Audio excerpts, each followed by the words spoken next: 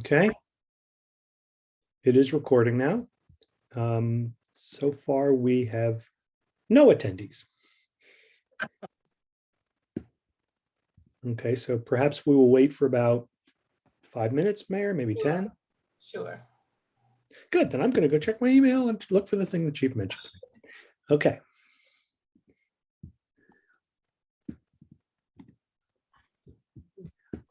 There's two.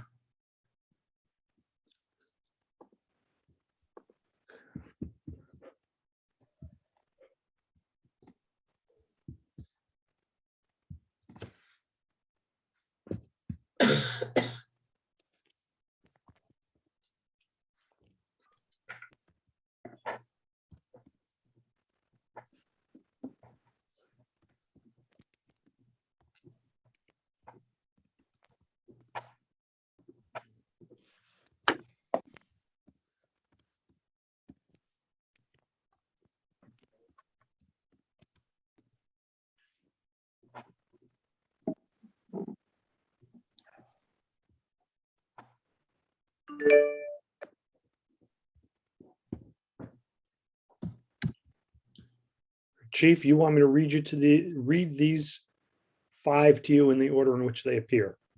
Yeah, the couple that we got pre-submitted, I just kind of put onto one list to make it easier than scrambling through different emails. So let me get through the 2 PowerPoints that I have after the mayor and Elsie open it up. And then when we're ready for questions, we'll run through these 5 first. And then anybody else who has a question, we can go from there. Harry, I'm looking at 6 participants, which means 2 other than the 4 of us. I'm just wondering if they are attendees or police officers in the other room, the lieutenants. Could we check and see?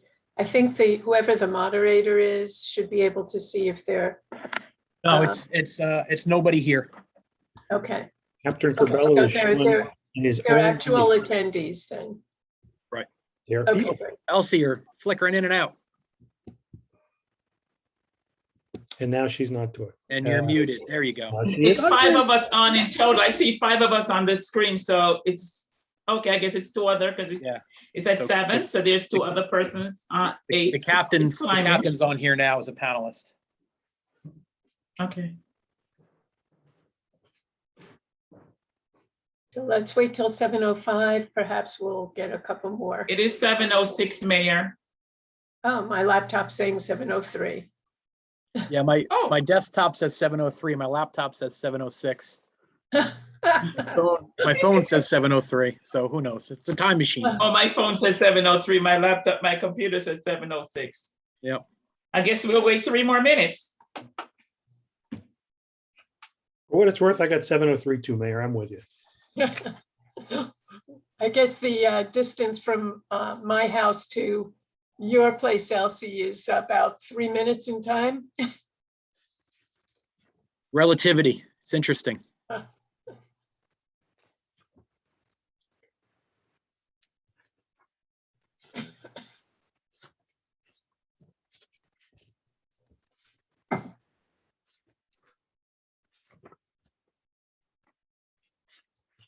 We do have 3 attendees so far.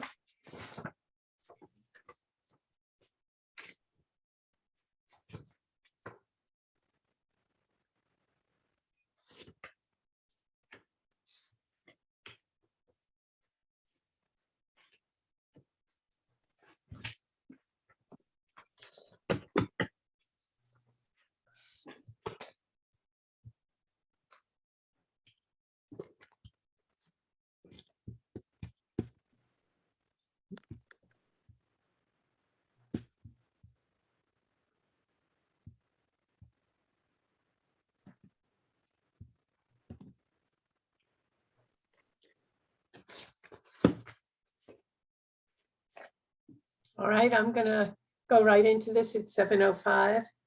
Okay. So first of all, I'd like to welcome everyone who is joining us tonight and all of those who will be watching this later on YouTube, where it will be posted. Harry, I assume the regular. I believe it's posted afterwards. Yes, okay. So again, welcome.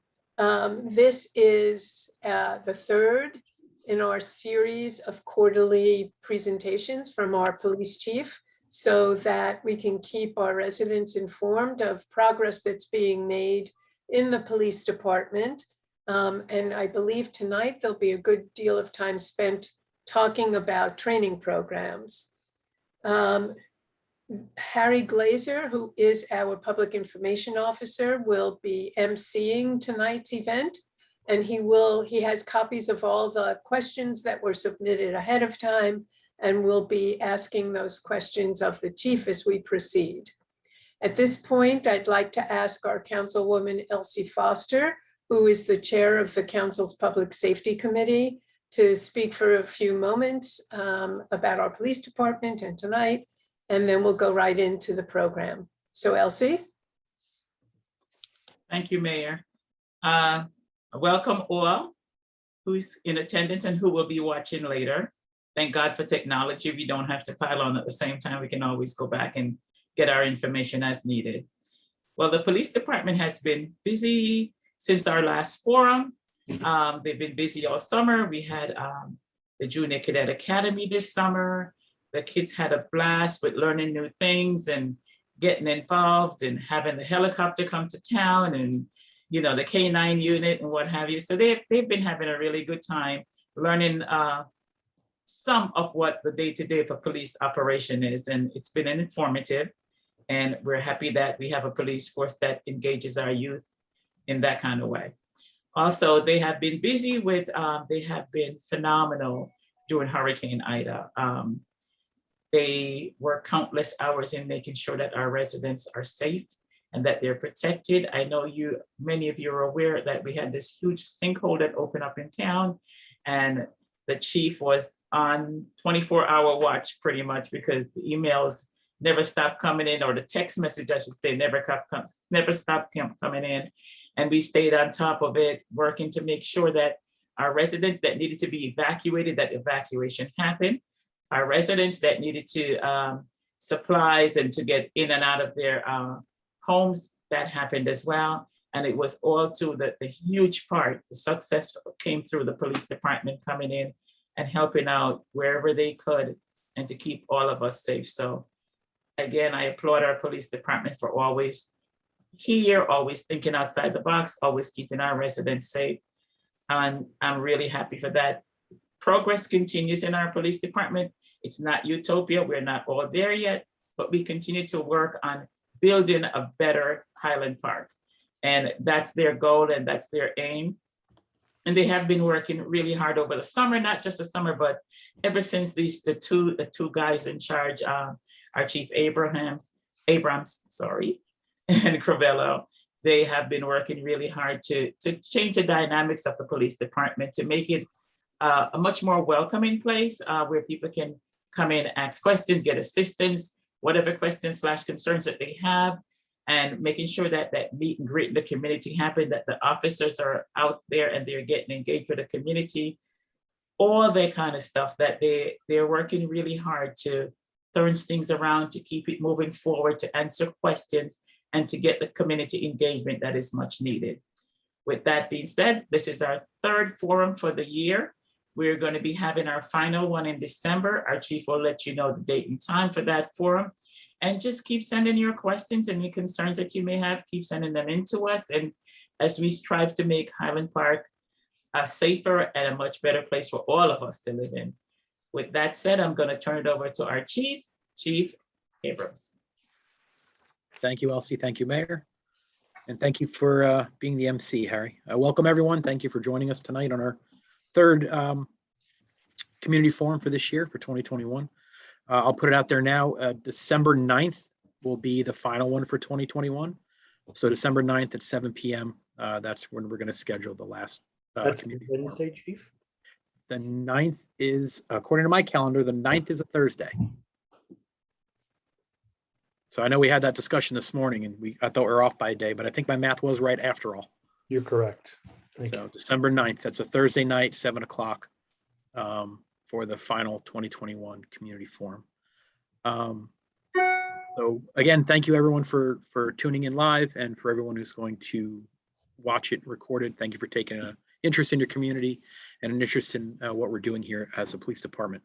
I have two short PowerPoint presentations I'd like to share with you. One is a quick rundown of the department and how we've done for the third quarter, and then a couple of topics that are coming up for the police department, things that we're paying attention to. So give me 1 second so I can share my screen. Start with this one. Okay, is that sharing okay? Yes. Excellent. Okay, so welcome. The first thing I want to share is we are, for the first time ever, doing a Highland Park Adult Citizen Police Academy. For the last few years, we've done a junior academy where we've had young people come and spend a week straight learning about our police department and what it means to be a law enforcement officer. This is an opportunity now for us to provide something similar for adults. The format will be a little bit different. Instead of 1 week straight, it will be a few weeks in a row, 7 sessions total. The first one will be on November 8th. It'll run for 2 hours each night. So it'll be Monday the 8th and then the 6 Mondays following that. Many different lesson plans. We're going to cover how the patrol division works, how the detective division works, how we follow up on cases. There'll be a block on use of force, including time on a virtual simulator that will allow people to run through use of force scenarios and shoot, don't shoot scenarios, and de-escalation training, which is pretty interesting. If you're interested in attending, please reach out to Officer Brian O'Mara, our Community Affairs Officer. His email is listed below, and his phone number there. This PowerPoint will be posted on the Borough website as well, so you can always refer to it.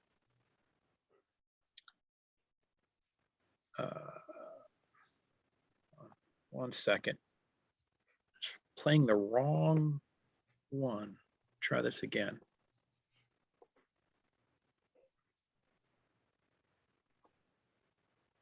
Excuse me 1 second.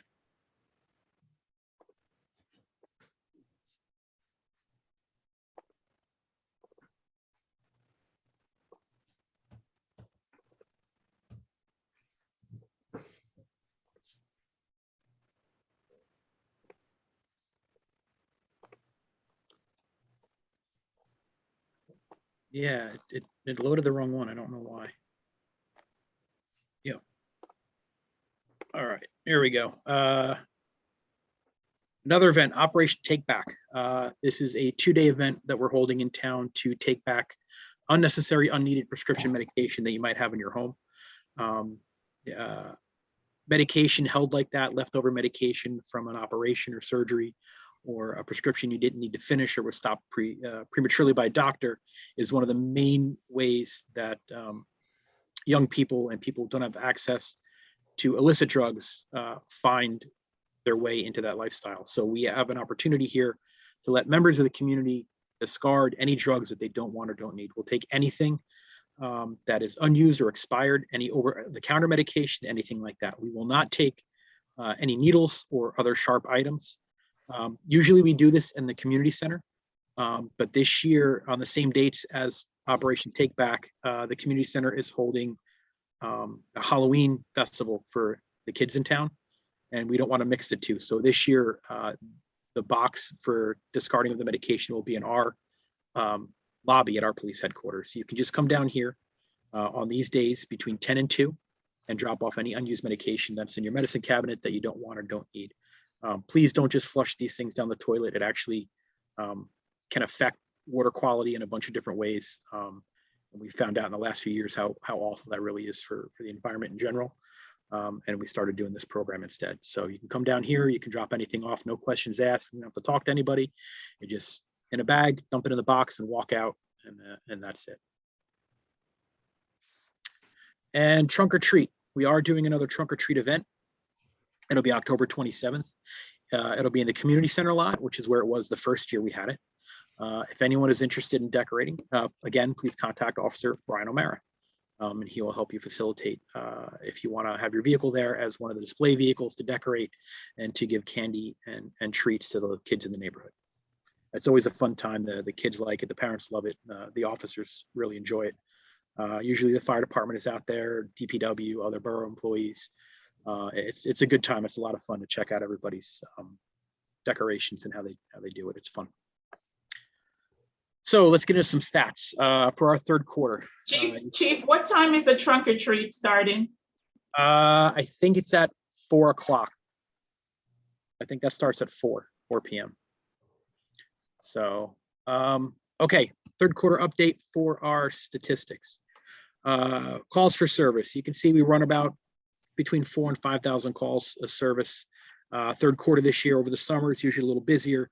We're at almost 6,200 calls just for the 3 months there, bringing our total of just over 15,000 calls total that police have responded to or assisted people on. Use of force, 0. We've had no uses of force the last 4 months, which is excellent. I attribute a lot of that to the de-escalation training that our officers received. We'll watch body cam footage of officers in a situation where in the past force might have been used, and they'll use the techniques they learned in crisis intervention training and de-escalation training to avoid the need for that, which is outstanding. It's good to see the officers able to do that. Chief, can I ask you a question on this slide? Yes. What is it that makes the third quarter numbers? You said usually third quarter is higher. What Summer. is it that It covers the meaning- summer. So June, July, August, kids are out of school, Okay. people are off on vacation, it stays lighter longer, things like that, more parties in the summer, stuff like that. So there's more noise complaints, there's more speeding Okay. calls, there's more traffic, more people are traveling. So summertime usually is a little bit busier. Wintertime is usually much quieter with everybody being inside. It's cold out, it gets dark so early, things like that. So Okay. Thank you for the explanation. yeah, and coming off of COVID, we're expecting to see the numbers go back up to a normal call volume, and that's what we're seeing here. 6,000 pre-COVID. That's probably about right. We usually run 20,000 calls a year, so we're on par to hit that again. Yes, something else? Nope. No. Motor vehicle stops. They're up from the second quarter, down from the first quarter. Arrests, pretty much average. The arrests run everything from somebody with a warrant for a traffic stop to a burglary suspect. They run the full gamut all the way across there. Bias incidents, we had 2 in the third quarter, which is what we had for the first whole half of the year combined. We have seen, and we talked about it at our last community forum, we have seen an uptick in bias crimes across the state, actually across the whole nation.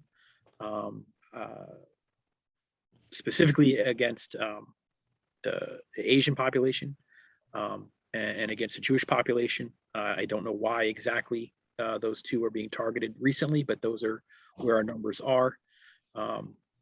So we're on top of it, we're aware of it. All the towns in the county, they talk about it with intelligence gathering units from the county and keep everybody kind of abreast of what's going on so everybody's on the same page.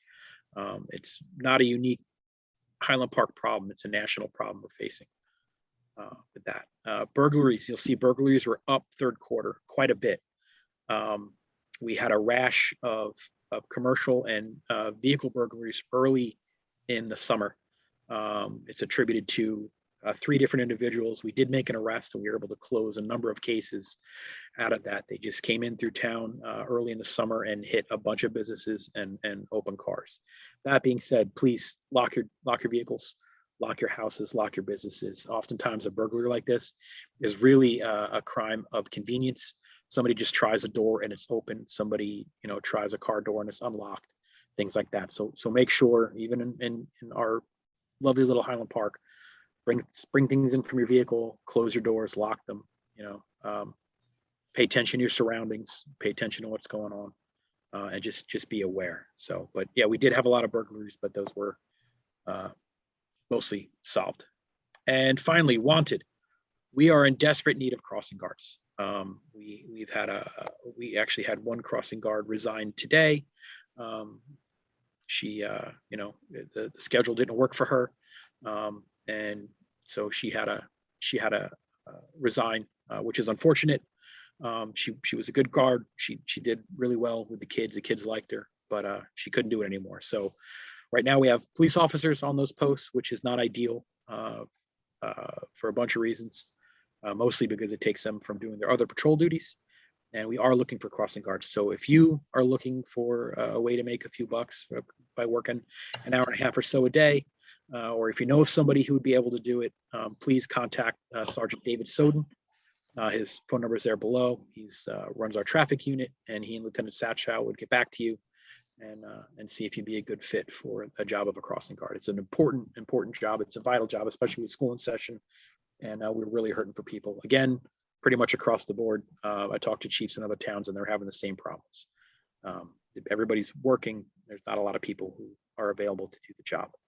So that's it for a quick rundown of the status of the department. And now I'm going to, here we go, run through a quick training update. So if you are not aware,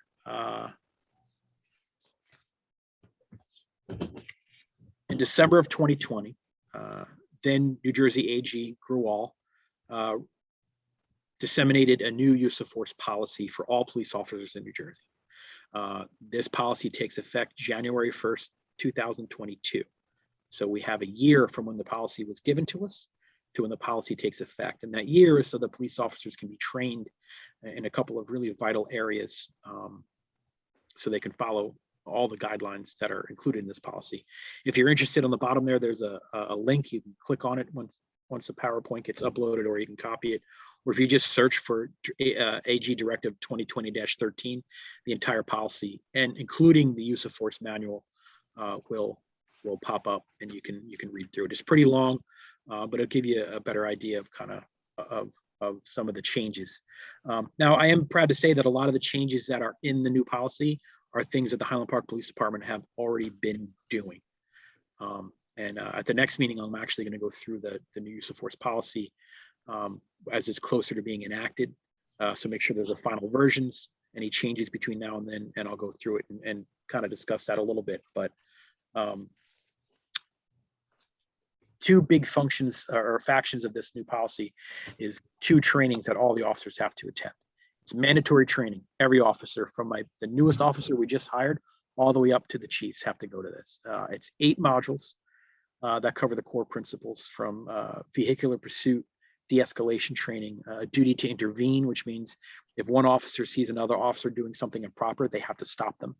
The use of deadly force is a last resort. Now, we've always had a vehicular pursuit policy. We've always had a CED policy, but in the past, they were separate.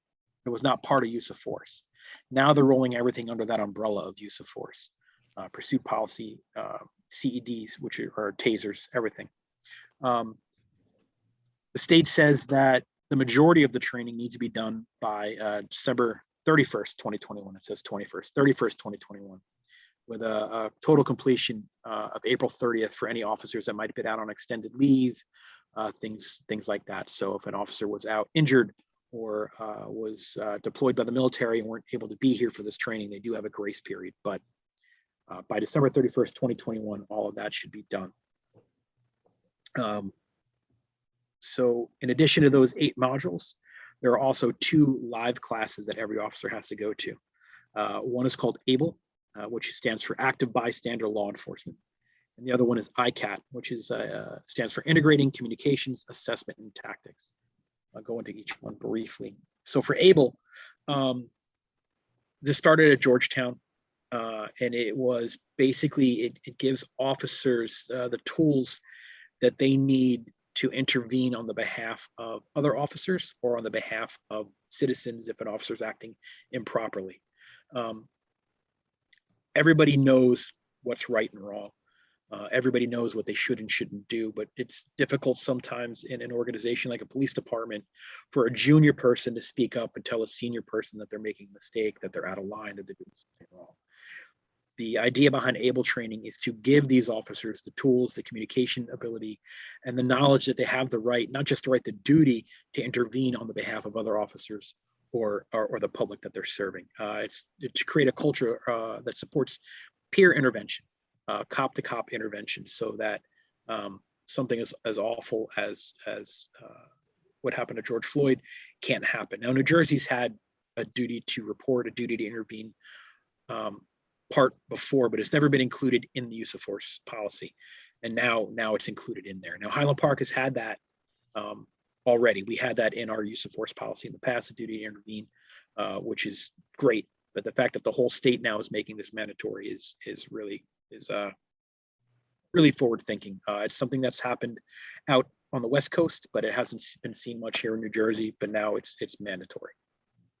The other is ICAT training. So the Police Executive Research Forum developed this program. And it's a kind of de-escalation training and a kind of crisis intervention training. It's to kind of hone the skills that officers already have in de-escalation and in crisis intervention to diffuse different incidents, specifically people who are in crisis, people who are emotionally disturbed, incidents like suicide by cop, or incidents where you're getting calls on somebody acting crazy, but you don't know why. Not necessarily, a criminal act, somebody shooting up a store, but somebody's might have a weapon. They might be acting not normally. We've all seen body cam footage on TV, on the news, or on the internet of instances where people are almost begging cops to kill them, a suicide by cop situation. This is designed to kind of hone the skills of officers and make it so they can respond to these kinds of calls better and safer for everybody. Critical thinking, crisis intervention, communications, and tactics, they all combine into a holistic approach to how to respond to a call and use the least amount of force necessary to keep people safe and to accomplish their law enforcement objectives. So we are right now, we are on schedule to have everybody completed by December 31st, 2021. Middlesex County right now is the only county that is even close to getting that done. We do have one of our officers, Detective Pacheco. He was selected by the county to be one of the instructors that teaches ICAT and ABLE to all the rest of the officers in the county. And it's a huge honor for us. Detective Pacheco, great officer, excellent teacher, and the fact that the county wanted him to help, it speaks highly of him, and we're happy to have him. So it's nice to have one of those instructors too amongst our ranks for supplemental training and questions and things of that nature. So that's the update on the training. Now, both of these components go to the new policy that takes effect, like I said, January 1st of 2022. And we'll be ready to meet those challenges and to adjust accordingly when that gets here.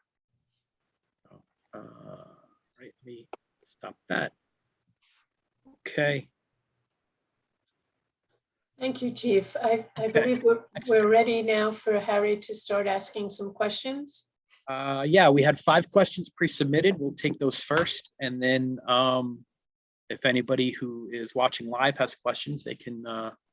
Harry, you want them to text them into the chat, or would you like to have them raise their hand? We can, if it's okay with you, I'll have them raise their hands. Perfect. Okay, very good.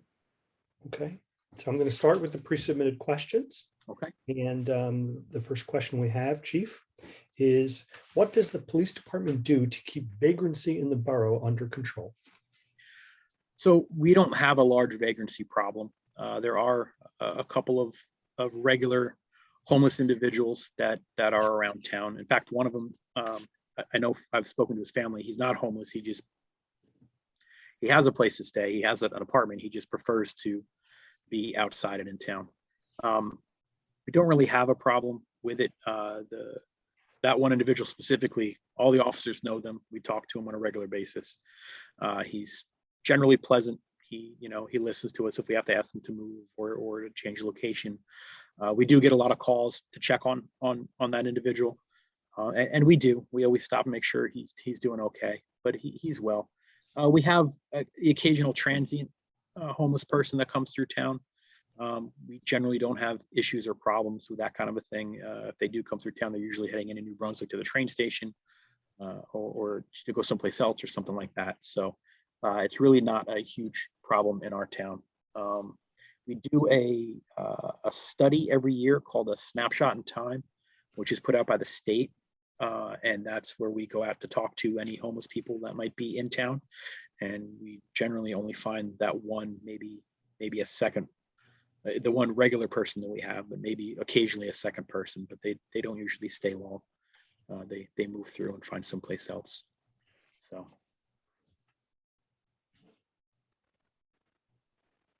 All right. Next question, Chief. Is there gang activity in Highland Park? If yes, what is the extent of the criminal activity? What does the police force do to make sure this activity does not spread? So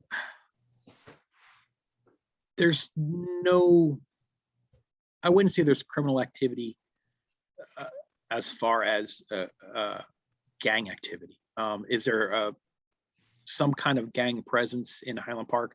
There's probably not a town in the state that doesn't have at least a bona fide person who's been identified as a gang member living there.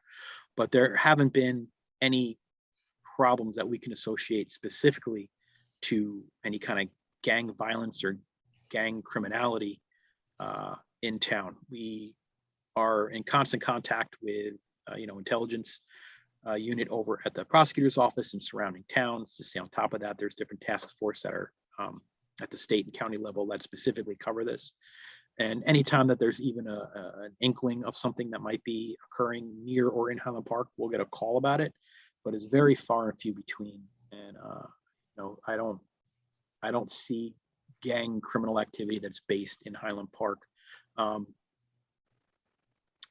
As far as making sure it doesn't spread, like I said, we work hand in hand with the county and the state with their task force, their gang task force, to make sure the trends that they're seeing in other places aren't happening here. And if they are, we make notification to them so we can come up with a game plan to deal with it. But there's nothing that's overt, that's open, that is, criminal, that is happening that we can tie directly to any kind of organized street gang or anything like that. Okay. Next question. How many new police officers were hired to parallel the commensurate population increase in the borough due to the building on Wayside Drive, Cleveland Avenue, and River Road? So, not related to any population increase, but when I first took over as chief, one of the first things that we did was we increased our total staffing level by 1. So we hired 1 new officer, and that was just 2 years ago. As far as adjusting our staffing levels for any population increase, we haven't looked enough at the numbers yet. The census data has just come into the borough. We're still looking at it to see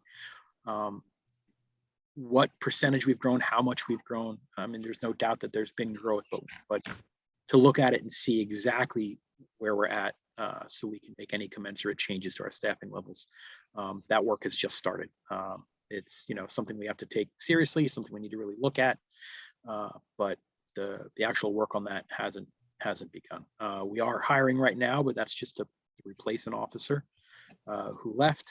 So we are going through that process now, but it's not to grow related to that, but it's something that the mayor and the public safety committee and I have to talk about once the census data has been gone through and looked at and kind of checked out to make sure we can move in the right direction.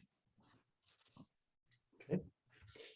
Next question, Chief. Will there be increased enforcement of current marijuana laws to prevent an increase in illegal marijuana transactions occurring in the borough once legal dispensaries are opened? So with the change in the marijuana laws, there really isn't a whole lot of enforcement as it stands right now for that kind of thing. The state hasn't created legal cannabis yet, so the marijuana itself is still technically illegal. And if we come across it, we need to confiscate it, but there's no arrest that's warranted for any possession of marijuana as it stands right now. If there's certain amounts which we're not coming across, that's a different story. As far as enforcing the laws when the dispensaries open, we have to wait to see how the state's going to do that. We're still not sure exactly what all the laws are going to be for legal cannabis and how it's dispensed and who can and can't do it. And I know, we're all kind of waiting for that to come out so we can start planning for it, but it's not there yet. I would just add to that, that we will be coordinating any efforts between the establishment of any cannabis operation in town and the police department. So it's not, we wouldn't want to have things start opening before the police knew how they were going to handle it. So it would all be coordinated together. Right. Okay. I have the last submitted question, Chief. Last submitted question is, person writing in would like to know about, is the police department considering hiring social workers or mediators? Or rather, let me try to parse this out. Officers trained in social work or mediation to work with civilians. So I'll do the second part of that question first. We deal with civilians 99% of the time, from victims of crime to patients in a medical, a medical call, business owners in town, regular residents, drivers. We are used to dealing with people who aren't police officers and working hand in hand with them to accomplish mutual goals. So that's pretty easy. There's no special training really required there.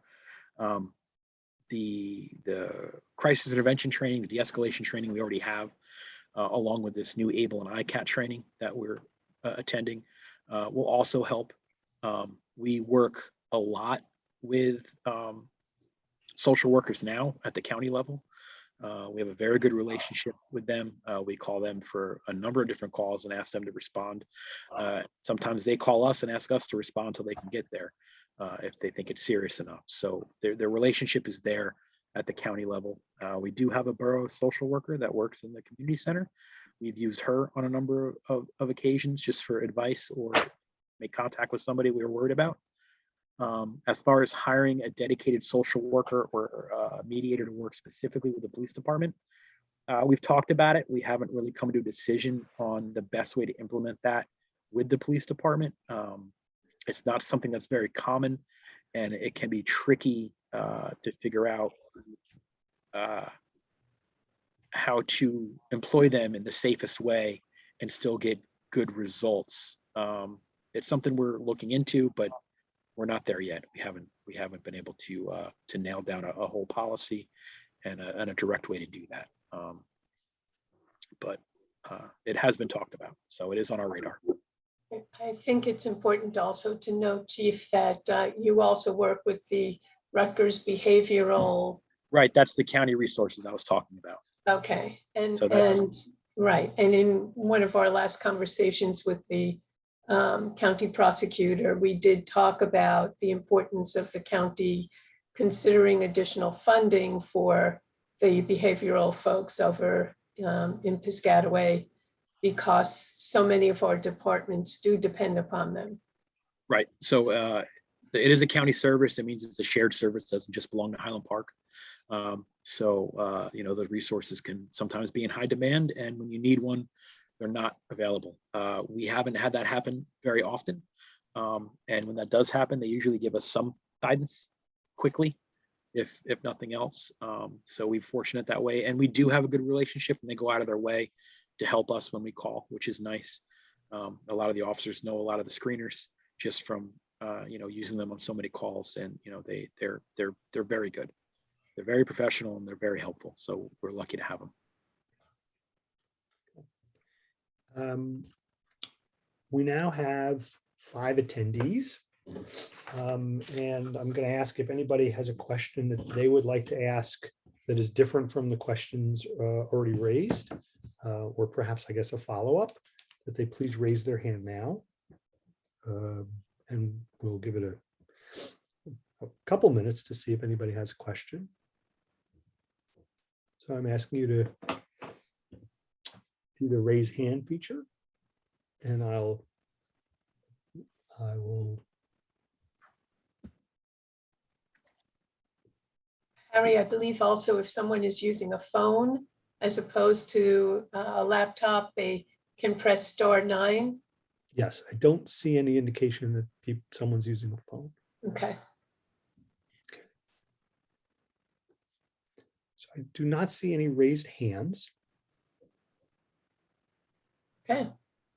So unless anybody has a last minute question, maybe we'll go into wrap up mode, Chief.